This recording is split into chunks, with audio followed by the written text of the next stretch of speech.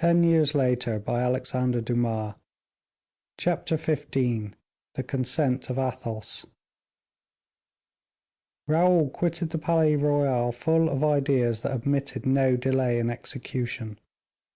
He mounted his horse in the courtyard, and followed the road to Blois, while the marriage festivities of Monsieur and the Princess of England were being celebrated with exceeding animation by the courtiers, but to the despair of De Guiche and Buckingham. Raoul lost no time on the road, and in 16 hours he arrived at Blois. As he travelled along, he marshalled his arguments in the most becoming manner. Fever is an argument that cannot be answered, and Raoul had an attack. Athos was in his study, making additions to his memoirs, when Raoul entered, accompanied by Grimaud.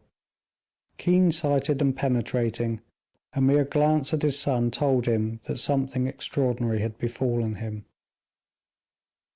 "You seem to come on a matter of importance," said he to Raoul, after he had embraced him, pointing to a seat.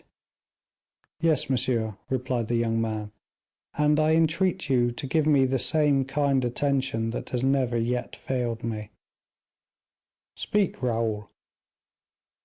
"I present the case to you, monsieur, free from all preface, for that would be unworthy of you. Mademoiselle de la Valliere is in Paris as one of Madame's maids of honor.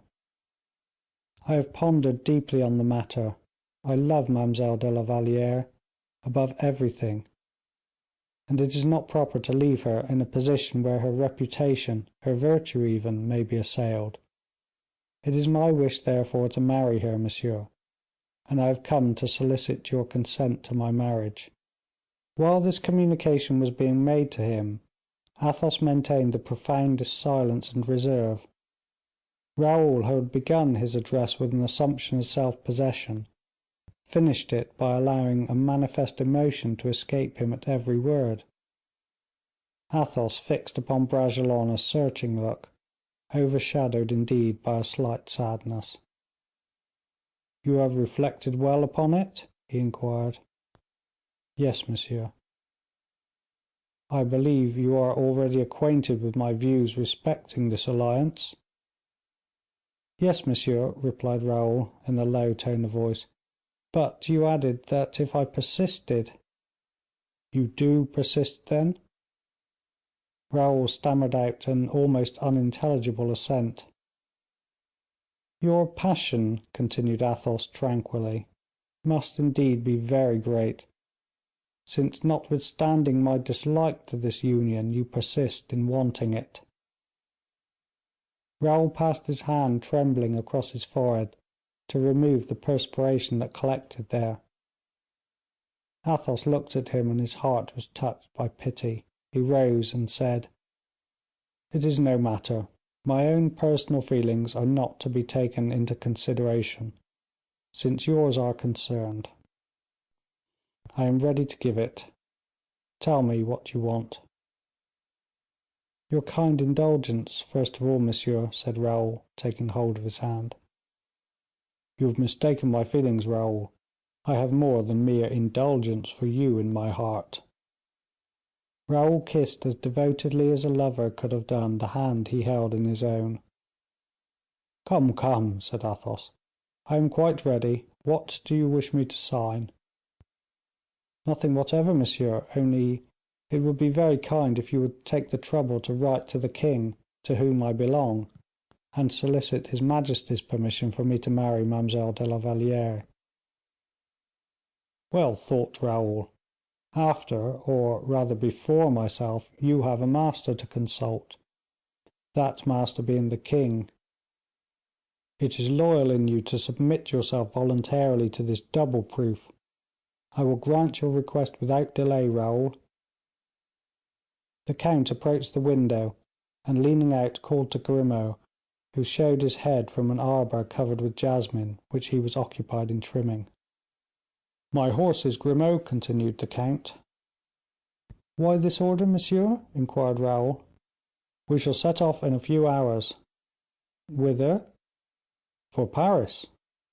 "Paris, monsieur?" "Is not the king at Paris?" "Certainly." "Well, ought we not to go there?"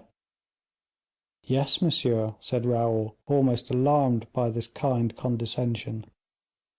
"I do not ask you to put yourself to such inconvenience, and a letter merely." "You mistake my position, Raoul. It is not respectful that a simple gentleman, such as I am, should write to his sovereign. I wish to speak, I ought to speak, to the king, and I will do so. We will go together, Raoul." "You overpower me with your kindness, monsieur." "How do you think his majesty is affected?" "Towards me, monsieur?" "Yes." "Excellently well disposed." "You know that to be so?" continued the count. "The king has himself told me so." "On what occasion?" "Upon the recommendation of M. d'Artagnan, I believe, and on account of an affair in the Place de Greve, when I had the honor to draw my sword in the king's service. I have reason to believe that, vanity apart, I stand well with his majesty." "So much the better." "But I entreat you, monsieur," pursued Raoul, "not to maintain towards me your present grave and serious manner. Do not make me bitterly regret having listened to a feeling stronger than anything else." "That is the second time you have said so, Raoul. It was quite unnecessary. You require my formal consent, and you have it. We need talk no more on the subject, therefore. Come and see my new plantations, Raoul." The young man knew very well that after the expression of his father's wish, no opportunity of discussion was left him. He bowed his head and followed his father into the garden. Athos slowly pointed out to him the grafts, the cuttings, and the avenues he was planting.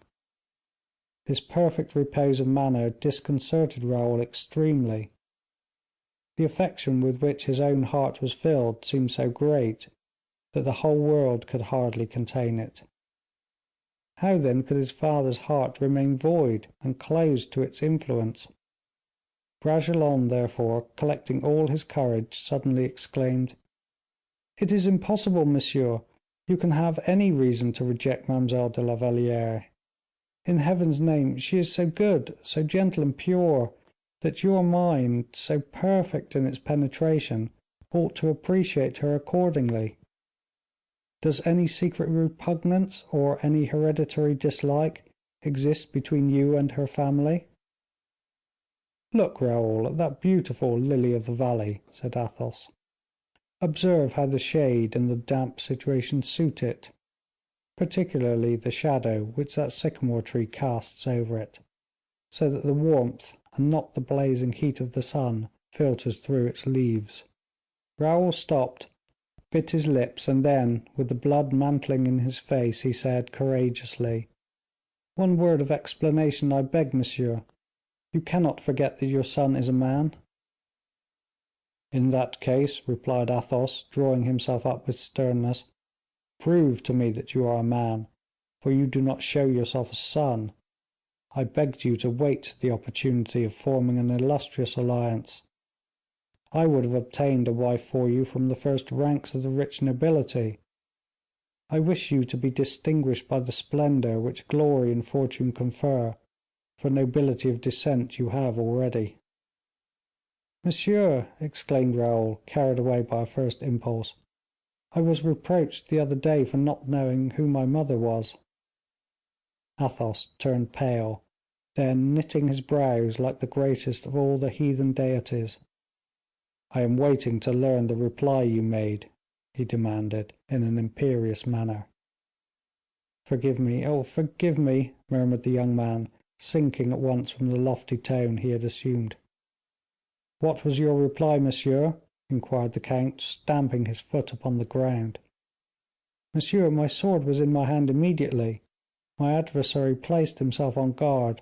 I struck his sword over the palisade and threw him after it."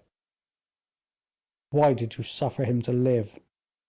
"The king has prohibited dueling, and at the moment I was an ambassador of the king." "Very well," said Athos, but all the greater reason I should see his majesty." "What do you intend to ask him?" "Authority to draw my sword against the man who has inflicted this injury upon me." "If I did not act as I ought to have done, I beg you to forgive me." "Did I reproach you, Raoul?" "Still, the permission you are going to ask from the king?" "I will implore his majesty to sign your marriage contract, but on one condition." "Are conditions necessary with me, monsieur? Command, and you shall be obeyed." "On the condition, I repeat," continued Athos, "that you tell me the name of the man who spoke of your mother in that way." "What need is there that you should know his name? The offense was directed against myself, and the permission, once obtained from his majesty, to revenge it is my affair." "Tell me his name, monsieur." "I will not allow you to expose yourself." "Do you take me for a Don Diego? His name, I say."